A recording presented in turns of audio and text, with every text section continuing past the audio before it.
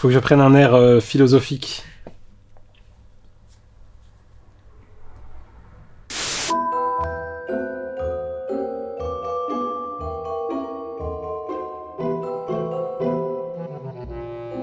sais même pas si je les mets là, ceux-là. Est-ce que tu peux nous expliquer comment c'est rangé ici? Non, mais tu sais, c'est... En fait, voilà, c'est clair et net. Clarinette. Clarinette, comme dirait Thomas. Non, il n'y a pas de rangement. Sans blague. Officiellement, c'est classé par ordre alphabétique d'auteur. On n'y arrive pas. On n'y arrive pas, donc maintenant... Et il faut qu'on le refasse, on le sait, mais... il faut avoir le temps. Faut avoir le temps. Alors Thomas, quel est le bilan de cette rentrée? Bah écoute, ça fait donc 2 mois, hein, puisqu'on est vraiment fin octobre. Donc il est l'heure de tirer un premier bilan effectivement de cette rentrée. Ça va être assez intéressant, c'est assez contrasté.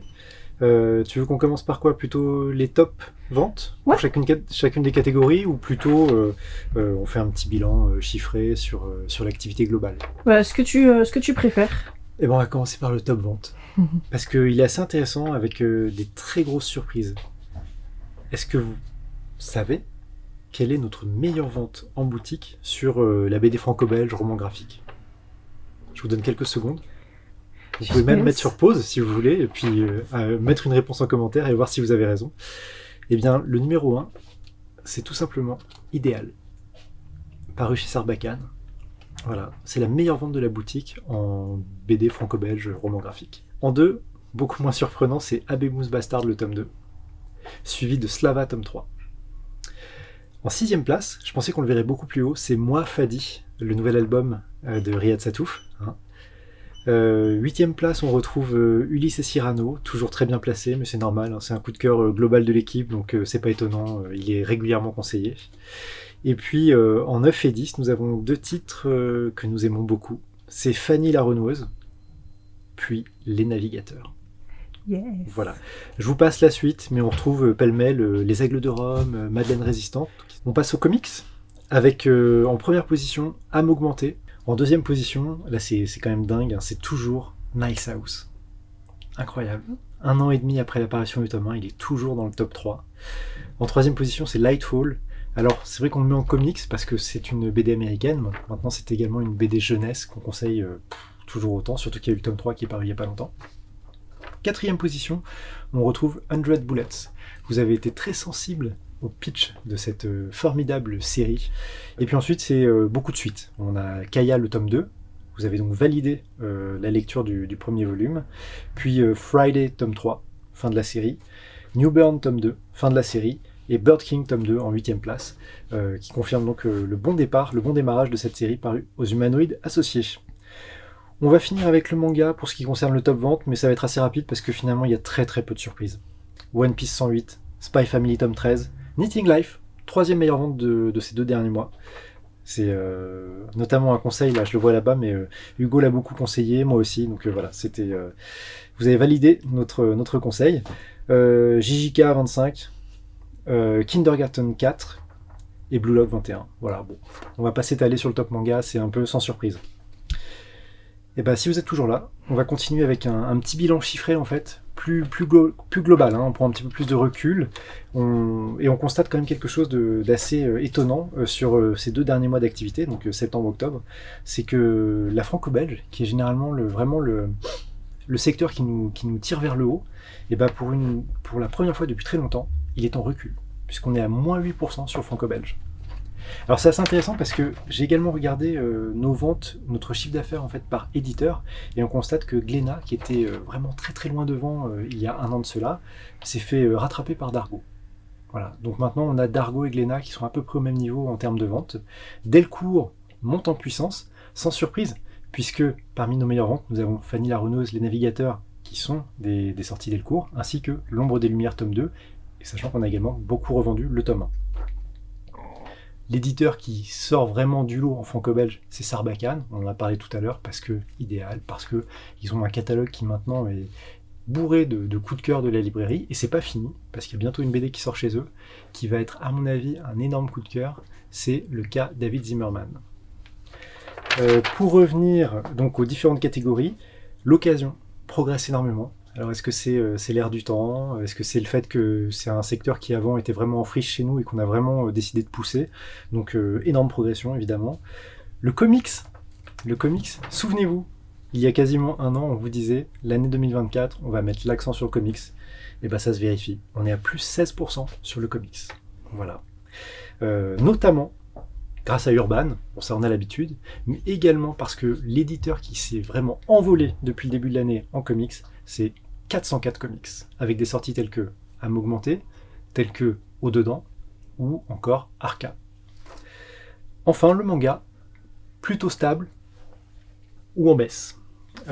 Malheureusement, chez la plupart des éditeurs, le manga est en baisse. Kurokawa, c'est très spectaculaire, mais c'est vrai aussi qu'ils n'ont pas eu de grosses sorties ces derniers mois. Spy Family, il y a beaucoup moins de sorties qu'avant, donc forcément ça se ressent. Les quelques éditeurs qui sortent du lot en manga, ça va être Mangetsu, puisque nous avons tout simplement doublé notre chiffre d'affaires sur Mangetsu par rapport à l'an dernier, même période. Et puis le Lézard Noir, qui a également doublé ses ventes chez nous, toujours sur la période septembre-octobre. Pourquoi le Lézard Noir a explosé en l'espace d'un an? C'est aussi parce que c'est un éditeur qui a changé de distributeur. C'est-à-dire qu'auparavant, il était chez Harmonia Mundi, qui est un distributeur plutôt orienté sur la librairie généraliste, plus de romans, plus d'essais. Donc forcément, on est moins concernés, nous, en tant que librairie SP. Là, ils sont passés chez Hachette, avec un nouveau diffuseur. Et il faut bien admettre que pour nous, c'est beaucoup plus facile d'avoir leur catalogue en boutique désormais. Donc voilà, c'est certainement la raison principale. Voilà, donc ça, c'était pour les 2 derniers mois. Sur le bilan de l'année, sachant qu'il nous reste encore les 2 plus gros mois de l'année, donc il faudra qu'on en rediscute à ce moment-là, une fois que vraiment décembre sera passé. Mais pour l'instant, sur l'année, qu'est-ce qu'on constate? C'est que à l'heure actuelle, on est grosso modo à -3, -5% d'activité par rapport à l'an dernier. L'activité en boutique a baissé, on en a déjà parlé, baisse de fréquentation, etc. L'augmentation très forte des ventes en ligne ne suffisent pas encore à compenser en fait la baisse qu'on connaît en boutique. Mais bon, on s'accroche. Voilà, donc -3, -5% sur l'année entière, -7% sur septembre-octobre, mais c'est surtout dû à un mois de septembre qui a été catastrophique. Partout. La fréquentation a chuté à partir de la 3e semaine de septembre, et puis c'était irrattrapable. Là, sur octobre, c'est plutôt pas mal. Il reste 2 jours, ça devrait aller. Je laisse un peu le paradis, mais Veritas... Veritas, personne connaît. Vous connaissez, vous? Meeting Live, ça fait un moment, on le laisse là. Regarde quand sort le tome 2. Début janvier ou février. Ah ouais, c'est pas tout de suite. On n'a pas en commande? Du tome A de Knitting Life? Ouais. Je sais pas comment on voit ça. Alors, tu le scannes. T'as repéré des nouveautés sympas, David, en BD? Bah écoute, hormis ce que j'ai mis là-bas déjà en nouveauté, j'avoue que je suis bien curieux de lire le nouvel album de Gaël Genillet, si je prononce bien, qu'on avait repéré il y a quelques années avec son album Le Jardin Paris, qui était magnifique, et dont tu m'as rappelé que c'était le premier livre dont on avait parlé dans la newsletter, c'est ça? Ouais, c'est ça, exactement. Donc c'est un événement, donc on va voir ce que ça donne, cet album qui a l'air magnifique. J'adore cette couverture, je trouve qu'elle dégage quelque chose de très fort, et voilà, j'ai hâte d'en savoir plus. J'ai même pas lu la 4e, rien. Ça c'est tout frais. Hop là. Et sinon, tu veux voir les mastodontes de la semaine? Allez, c'est parti. Viens avec moi. Attention Hugo. On va voir là. Tiens, puis tu prends la porte et tu sors. Ah ouais, ok. Évidemment, il y a un nouveau Corto Maltese, voilà. Ça, c'est le mastodonte, évidemment, donc avec une version noir et blanc, comme à chaque fois, puisque ça, c'est le tome 17, c'est pas un hors-série, c'est la continuité de l'œuvre d'Hugo Pratt. Mais alors, un qu'on a attendu longuement, un tome 6 des frères Rubinstein, malicieusement nommé La Ponctualité Allemande. Donc là aussi, j'ai hâte d'en savoir plus. Et alors, si vous aimez les petits engins qui volent, Romain Hugo a encore fait des siennes, et rien que la couverture, ça a l'air magnifique. Et à l'intérieur, là pour le coup, on peut se permettre, voilà, rien que les pages liminaires. Pouah. Quel artiste! Est-ce qu'il y a besoin d'en montrer plus? Non, pas vraiment. Non, tu peux si t'es généreux. Il faudra acheter l'album pour ça.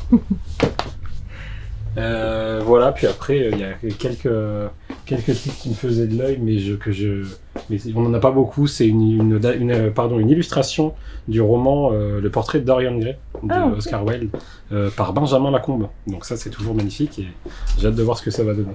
Ingo, il y a des sorties sympas en manga? Oui, on en a reçu des pas mal. On a la suite de l'Habitant de l'Infini qui vient de sortir. Personnellement, je suis en train de la découvrir. J'adore cette série. Du coup, on a eu aussi la suite de l'Habitant de l'Infini qui vient, pareil, aujourd'hui. Chez What the Fuck, on a une sortie qui m'intrigue pas mal, et Thomas aussi, Immortalité et Châtiment, avec un magnifique collector d'ailleurs. J'aime beaucoup. Ouais, ça donne envie. Je pense que je vais le lire cette semaine, et pourquoi pas faire un retour. On a eu aussi, alors ça c'est grosse sortie, Blue Lock le tome 22, avec le collector qui va avec. C'est comment? C'est les zoomers maintenant? Sa génération, c'est comment? Ma génération? Ouais. La meilleure? Ça a un nom. Je sais pas, moi je suis un boomer, je suis pas tous les trucs de jeunes. C'est incroyable, nous avons le premier boomer de 21 ans. Il est chez nous, venez le voir, ne le nourrissez pas.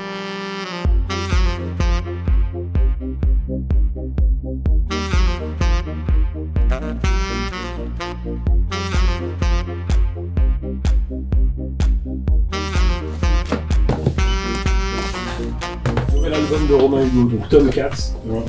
On vient de le sortir du carton, hein, quasiment, donc je ne sais pas ce que c'est. Mais c'est un bonbon pour les yeux. Voilà. Hugo, tu voulais nous parler d'un de tes derniers coups de cœur? Oui. Dernièrement qui est sorti, il y a Kojiro du clan Fuma, je confonds toujours Fuma et Fuwa, de Masami Kurumada, qui est très connu pour Senseiya, que malheureusement je n'ai pas lu. On me nargue avec ici, on est très... Écoute, fais un effort. Voilà, on juge. Et franchement, c'est une excellente découverte de l'auteur. Je ne connaissais pas, j'aime beaucoup son trait. J'aime beaucoup l'histoire. On va suivre un jeune ninja, Kojiro ici présent, qui va être engagé pour protéger un lycée. Et il va s'en suivre une guerre entre deux clans. C'est vraiment très sympathique. Ça me fait penser à Enfer et Paradis pour les connaisseurs. Et avec Thomas, on a parlé aussi, il y a une petite vague Naruto. Donc est-ce que l'auteur de Naruto s'est inspiré de l'œuvre? On ne sait pas, parce que ça date de fin 70, début 80. Et Naban, du coup, nous sort une enfin, c'est même pas une réédition, c'est une nouvelle œuvre qui n'est jamais sortie en France, en 3 tomes, finie. Hâte d'avoir toute l'intégrale. 3 tomes, mais d'une sacrée épaisseur. Hein. Ouais. Est-ce qu'on peut voir les dessins? Bien sûr. Et ce que j'aime beaucoup, donc les dessins, c'est vraiment un style un peu old school. Ce que j'aime beaucoup, voilà. Hein. Ouais. C'est... Ah ouais? Ah ouais, dans le dessin, c'est très proche. D'accord. Effectivement. Ce que j'aime bien, c'est les pages couleurs.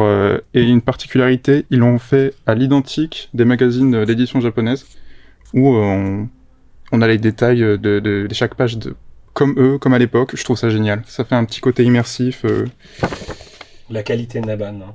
Ouais, franchement, j'adore. Qualité d'édition chez Je suis friand et j'hésite presque à me l'acheter. N'hésite plus. Vas-y, fonce. Pourquoi pas. Et en plus, il vient de sortir Senseiya Final Edition. Je pourrais enchaîner les deux. Voilà. Excellente idée.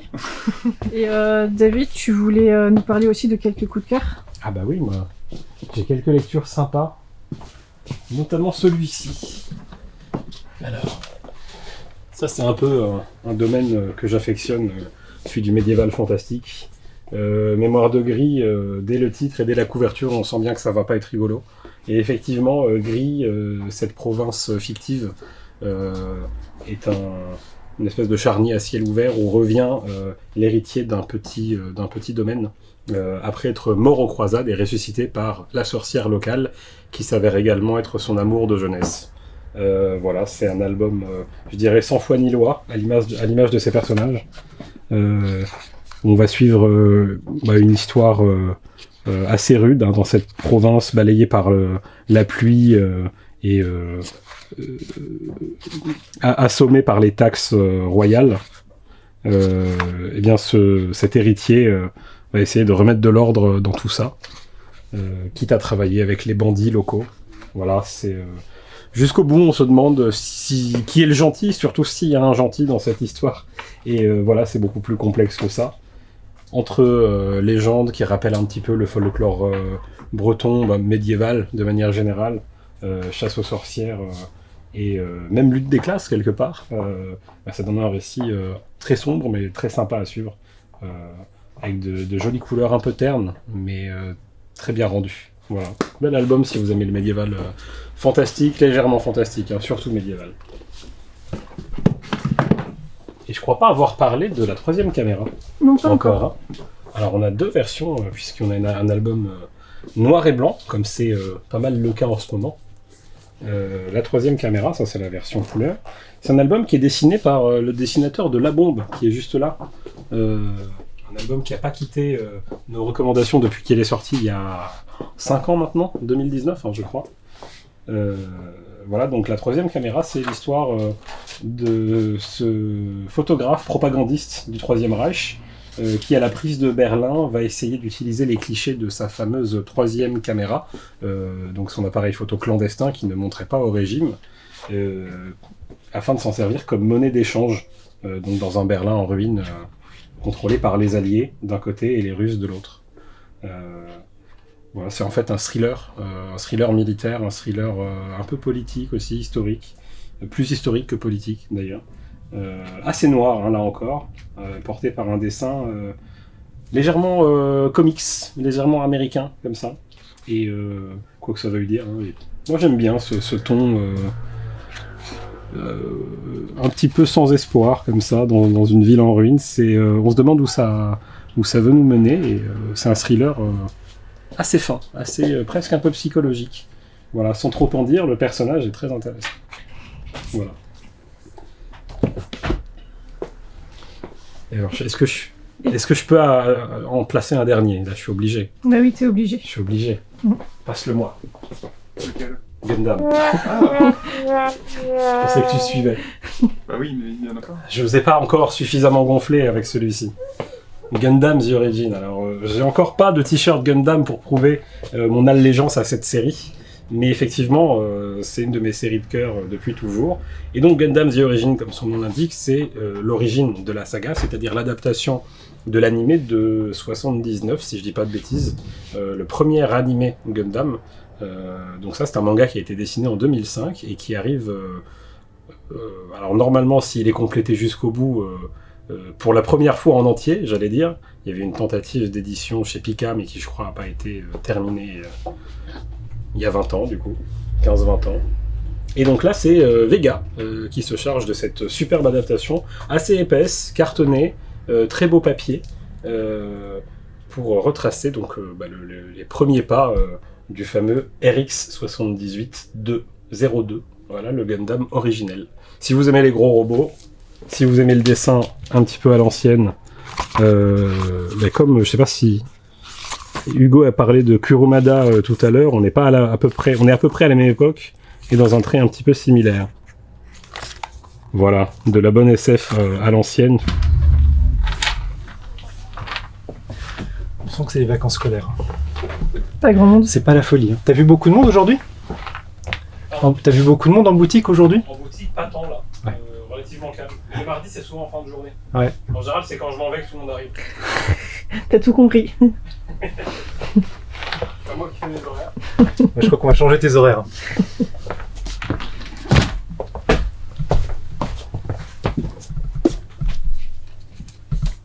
Blague à part, s'il y a besoin, tu me le dis. Hein. Ouais. Désolé. Pardon, tu m'as fait trop peur. Oui, je comprends. Le week de DPD, il t'a dit qu'il passait quand? En fin de journée plutôt.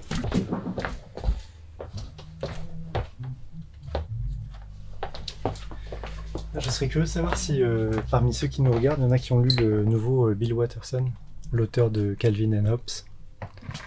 Parce que c'est pas du tout l'ambiance Calvin and Hobbes. Ça a pas l'air. Regarde. Les mystères, texte de Bill Watterson, illustration John Cash et Bill Watterson. Alors Mathilde, pour une de tes dernières chroniques avant ton départ en congé maternité, qu'est-ce que tu vas nous proposer comme belle lecture? Alors ce week-end, j'ai lu le nouvel album de Guy Delisle, Pour une fraction de seconde, donc, qui revient sur la vie de Edward Muybridge, qui est en fait un photographe professionnel qui se lance un défi, c'est de découvrir si le cheval au galop quitte le sol pendant une fraction de seconde, c'est-à-dire se retrouvent les 4 fers en l'air. Les 4 fers en l'air pendant une seconde. Donc voilà, c'est le défi que Stanford, donc une grande figure aussi du 19e siècle, lui lance. Et en fait, c'est un homme extrêmement intéressant, la personnalité est extrêmement intéressante. Comme dit le résumé, Edward Muybridge, pionnier de la photographie, pionnier du cinéma et aussi meurtrier. Et vous allez découvrir pourquoi dans cette BD. Voilà. Et c'est très bien raconté. Moi, j'ai trouvé que c'était avec quelques petites touches d'humour. C'est très fluide, c'est très intéressant, qu'on s'intéresse ou non à la photographie. Moi, j'ai trouvé ça passionnant. Voilà. Donc, je vais vous montrer un peu les dessins. Donc, voilà. Après, c'est du Guy Delisle, donc on n'est pas surpris sur le dessin. Et ce qui est super, en fait, c'est que dans la BD, il montre des photos d'époque. Ah ouais, ça c'est génial. Et ça, c'est super. Ouais. C'est vrai qu'on apprend énormément de choses dans l'album, c'est bourré d'anecdotes. Ouais, il y a plein d'anecdotes, plein de faits historiques. On croise aussi à la fin les frères Lumière, Thomas Edison. Donc franchement, c'est super bien fait, c'est très complet. Moi, j'ai beaucoup aimé. Voilà. Ouais, je trouve que c'est une lecture très enrichissante et dès 13-14 ans. Ouais, hein, 13-14 ans, moi je dirais ça aussi. Bon, bah maintenant tout le monde est parti, je vais pouvoir faire ma petite sélection du soir. Et évidemment, je choisis Dawn Runner de Ram 5. Non, Ram V. Arthur, si tu m'entends. Et Evan Kagel. Bon, bah c'était un des comics les plus attendus de cette rentrée. Donc, bah voilà, hein, on va s'y mettre. Le dessin est splendide. Je sais pas du tout ce que ça va donner niveau histoire, mais il y a des mechas, il y a des espèces de dinosaures. Forcément, on va aimer. Fabien va aimer. Il se reconnaîtra. Et puis, il y en a un qui me tente beaucoup, c'est le mini passé de Gaëlle Génillier, l'autrice de Jardin Paris. Ce sera déjà pas mal. J'allais oublier l'intégrale de Sibéria 56 par Christophe Beck, scénariste bien connu, et Alexis Santonac, qui a notamment travaillé sur le Goldorak paru il y a 3 ans. Tu vois, je crois que j'avais lu le tome 1 à l'époque, j'avais bien aimé, mais j'ai jamais fini, donc allez, let's go. Alors Thomas, c'est quoi tes derniers coups de cœur? Alors j'en ai lu pas mal la semaine dernière qui m'ont beaucoup plu. Et j'ai envie de commencer avec le nouvel album de Lou Luby, qui a sorti un album il n'y a pas très longtemps, Racine, qui a d'ailleurs décroché un prix au festival Quai des Bulles à Saint-Malo. Là, elle est uniquement scénariste, mais elle confirme à quel point elle est devenue une autrice absolument incontournable pour moi de la bande dessinée contemporaine, parce qu'elle réexploite avec beaucoup d'intelligence et de finesse le mythe d'Orphée et d'Eurydice. Je te montre un petit peu les dessins, qui sont signés Solène Guivre. Voilà, donc ça raconte l'histoire d'Eurydice, qui fait partie en fait d'un convoi funéraire qui approche d'une ville dans laquelle va avoir lieu en fait la cérémonie, et elle va échapper au convoi pour aller à la rencontre du dieu des morts, Hadès. Pour quelle raison? Ça, vous le découvrirez dans la bande dessinée, qui interprète à sa manière donc le célèbre mythe d'Orphée. Déjà, le dessin est magnifique. Et puis j'ai trouvé que c'était une réflexion intelligente et finalement très contemporaine, notamment sur l'intelligence artificielle, et puis d'autres sujets que je vous laisserai découvrir dans cette BD, que j'ai vraiment trouvé très belle, très, très subtile. Voilà. Vraiment une belle BD, une belle découverte. On enchaîne avec ma lecture doudou du week-end, qui a été Le fantastique voyage de Nicolas au pays des démons. C'est paru chez Nobinobi, qui commence à avoir une très très jolie collection pour les amateurs de manga jeunesse, donc 6-8 ans.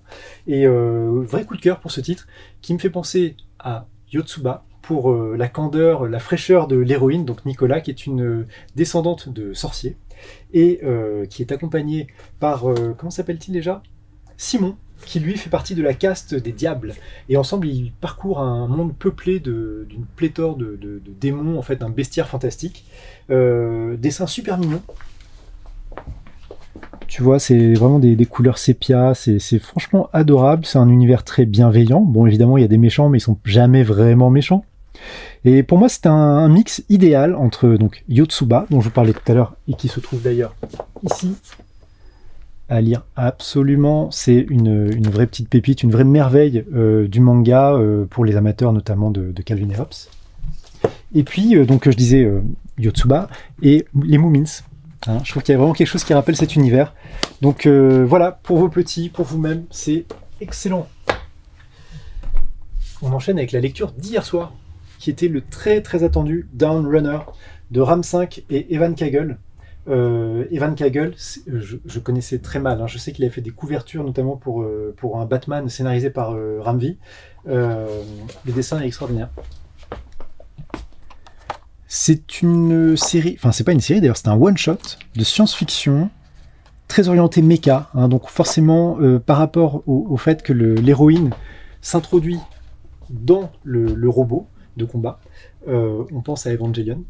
Et l'histoire fait un peu penser à l'Attaque des Titans, puisqu'en fait les humains ont dressé des remparts tout autour d'une ville dans laquelle ils habitent pour empêcher de gigantesques extraterrestres de ravager la cité. Et l'héroïne est une star, littéralement, des arènes de combat. Et c'est elle qui est chargée de combattre. Tiens, on voit notamment, voilà, ça c'est son robot. Et là, la créature qu'elle affronte, elle est vraiment dégueulasse. Voilà, c'est un combat qui apparaît dès le début de l'aventure. Il y a de fortes inspirations manga, on pense notamment à Akira de Otomo. C'est très beau, c'est vraiment une lecture popcorn, mais rien que pour le dessin, ça vaut vraiment le coup. Existe en version couleur, et puis en version noir et blanc, on n'en a plus pour le moment, mais ça ne va pas tarder à revenir. Et je vais finir avec une réédition, puisqu'il s'agit d'une des premières œuvres de Ersin Karabulut, l'auteur de Journal inquiet d'Istanbul.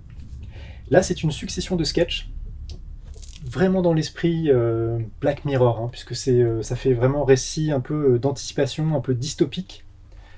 C'est extrêmement noir, extrêmement sombre, et on peut déjà voir à quel point le dessin de Karabulut sort du lot. Voilà, cette histoire notamment avec ces pierres en fait que les personnages doivent tout le temps porter sur eux. S'ils la posent, ils vont littéralement se faire lapider, comme on peut le voir ici, par les concitoyens de la personne. Voilà. Excellent. Excellent, mais alors on ne ressort pas indemne de cette lecture. Voilà pour l'essentiel de mes lectures de la semaine passée. J'espère que ça vous inspire des belles lectures. J'ai lu Minuit passé hier soir et j'ai adoré. Alors c'est un peu compliqué, comme je l'ai lu hier soir, j'ai pas encore digéré ma lecture et c'est un peu compliqué pour moi d'en parler, mais j'ai vraiment été happée par cette histoire de fantômes, de mystère dans un manoir en fait familial où un père et son fils retournent après plusieurs années sans que le manoir ait été habité. Et j'ai trouvé que c'était très très beau. Déjà la relation père-fils, je la trouve magnifique, enfin toute simple, mais moi elle m'a beaucoup touchée. Et puis ensuite, le dessin. Alors déjà, je vous ai pas présenté l'autrice, Gaëlle Genillet, qu'on connaît pour Le Jardin Paris, qui était déjà un très bel album. Alors celui-ci, moi, il m'a encore plus plu. Et regardez les planches, comme elles sont belles. Enfin, moi, c'est un dessin qui me parle beaucoup, en tout cas. Ouais, c'est très élégant, très délicat. Les couleurs sont magnifiques. Et puis, je trouve qu'il y a beaucoup d'idées de mise en image. Hein. Ah, mais complètement. Il y a plein d'idées. C'est vraiment super. Et puis, comment tu dis que ça s'appelle quand... Le jaspage. Le jaspage, un joli jaspage. N'est-ce pas? Voilà, donc... Non, c'est vrai que là, il faut reconnaître que le travail d'édition, le boulot d'édition sur l'album est magnifique. Je sais pas si on voit, là, mais il y a un petit reflet sur... on le voit bien, on le voit bien le reflet, je te rassure. Moi, j'ai beaucoup aimé. Génial. Et la semaine dernière, ou il y a 2 semaines, je sais plus, j'ai lu Les Météores, que j'ai beaucoup aimé aussi. Moi aussi. Oui, c'est vrai qu'on a eu un coup de cœur tous les deux sur cet album. Et alors là, c'est l'histoire en fait de personnages qui sont menacés par une météorite qui arrive tout droit sur la Terre. Et donc ça, c'est une façon de raconter l'histoire, mais en fait, c'est pas l'histoire de cette météorite dont on va parler, mais l'histoire de ces personnages qui vont se rencontrer, qui vont créer des liens entre eux. Et ce que j'ai beaucoup aimé dans Les Météores, c'est la façon dont finalement l'intime, c'est universel. Et on se retrouve dans ces personnages, on se retrouve dans ces situations. Et on se dit, bah oui, effectivement, la Terre est menacée d'une météorite, mais il y a toujours un espoir. L'espoir que la NASA, je sais pas, détourne cette météorite, alors ils continuent de vivre leur vie. Et je trouve que c'est super beau. Voilà. Je sais pas comment expliquer, mais... c'est tout simple, c'est des histoires toutes simples, mais... Et visuellement, qu'est-ce que ça donne? Parce que je l'ai lu aussi, hein, j'aime beaucoup le côté très épuré. Ouais, moi aussi. Voilà, sa façon de représenter l'hiver aussi, la neige notamment, on en parlait c'est très poétique. Hein. Ouais, c'est très poétique. Bah, justement, ce genre de planche comme ça. Il y en a certains qui vont dire qu'il n'y a pas beaucoup de dessins, mais... Oui, mais il y a beaucoup de pages. À côté de l'essentiel. Il y a beaucoup de pages. Ouais. Non, on a adoré, hein. Donc évidemment, surtout pas que les auteurs le prennent mal. Ah non, j'adore au contraire l'esthétique de cette C'est un dessin très On sent toute la sensibilité en Ouais. fait du dessinateur à travers son Il y a de la dessin. simplicité et de l'humilité, je trouve. Ouais. Mais il y a Puis de les l'émotion, personnages sont tous très attachants. Oui, c'est vrai, Vraiment, oui, tout à fait. c'est ce qui m'a le plus plu en fait, c'est ces personnages qui sont extrêmement réalistes et très attachants. Voilà, donc une belle histoire. Bah, merci Voilà. pour ces belles chroniques. Et Merci. puis on te dit à bientôt. Bientôt. On sait jamais, peut-être que je suis là la semaine prochaine, hein. On l'a fait sortir par la porte, elle rentre par la fenêtre. Avant de clôturer ce vlog, je vous rappelle que vous pouvez retrouver toutes les semaines la newsletter exclusive BD16 avec nos coups de cœur, le top vente, le planning des sorties, les dédicaces à venir, même s'il n'y a plus beaucoup de place dedans. Pour tout ça, il vous suffit de vous inscrire directement via le lien qui est cliquable en description de cette vidéo. Et puis, évidemment, pour ceux qui le souhaitent, pour ceux qui voudraient discuter avec d'autres passionnés de bande dessinée, rejoignez-nous sur notre communauté WhatsApp. Elle réunit des centaines d'aficionados de BD qui discutent entre eux de leur passion, des sorties. Si vous avez une question sur une BD que vous hésitez à acheter, vous pouvez poser toutes vos questions dans cette communauté qui est vraiment bienveillante et qui vous accueillera avec grand plaisir. Pareil, c'est un lien à cliquer dans la description. Voilà, il me reste à vous souhaiter une bonne fin de journée ou un bon début de journée. Je ne sais pas où vous en êtes au moment où vous regardez cette vidéo. Et puis je vous dis peut-être à la semaine prochaine.